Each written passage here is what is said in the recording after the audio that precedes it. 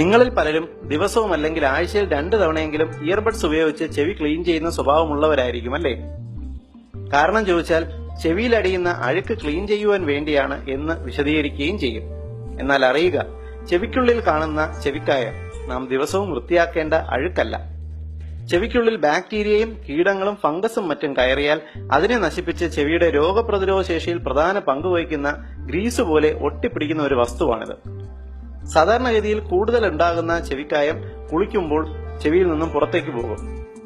ചെവി ശുദ്ധമാക്കാൻ വേണ്ടി നിങ്ങൾ ഇയർബഡ്സ് ഉപയോഗിക്കുമ്പോൾ സംഭവിക്കുന്നത് ചെവിക്ക് ഗുണകരമല്ലാത്ത കാര്യങ്ങളാണ്.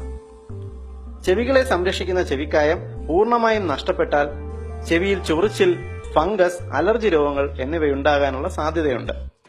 ചെവിയിൽ കീടങ്ങൾ പ്രവേശിക്കാനുള്ള സാധ്യതയുമുണ്ട്. നിങ്ങൾ ഇയർബഡ്സ് ഉപയോഗിക്കുമ്പോൾ ചെവിക്ക് പുറത്തിരിക്കുന്ന വാക്സ് മാത്രമേ നീക്കം ചെയ്യപ്പെടുകയുള്ളൂ. യഥാർത്ഥത്തിൽ വാക്സിന്റെ കൂടുതൽ ഭാഗം നിങ്ങൾ ചെവിക്കുള്ളിലേക്ക് തള്ളി വെക്കുകയാണ് ഫലത്തിൽ ചെയ്യുന്നത്.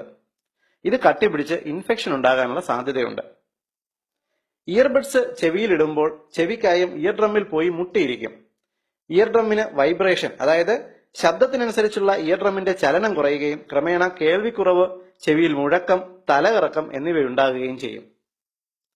ഇയർബഡ്സിന് പകരം ഈർക്കിൽ, ഹെയർ പിൻ, മൂർച്ചയുള്ള വസ്തുക്കൾ, ചെവിത്തോണ്ടി എന്നിവ ചെവി ക്ലീൻ ചെയ്യാൻ ഉപയോഗിക്കുമ്പോൾ ചെവിക്കുള്ളിൽ മുറിവ്, പോറലുകൾ, ഇൻഫെക്ഷൻ, ഇയർ ഡ്രം പൊട്ടിപ്പോവുക എന്നിങ്ങനെയുള്ള അവസ്ഥകൾ ഉണ്ടാകാനുള്ള സാധ്യതയുണ്ട്.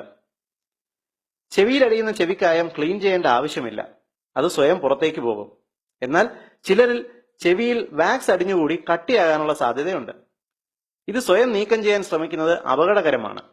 കട്ടിയുള്ള വാക്സ് ചെവിയിലുണ്ടെങ്കിൽ നിങ്ങൾ ഒരു നല്ല ENT ഡോക്ടറെ കണ്ട് സുരക്ഷിതമായി നീക്കം ചെയ്യുന്നതാണ് നല്ലത്.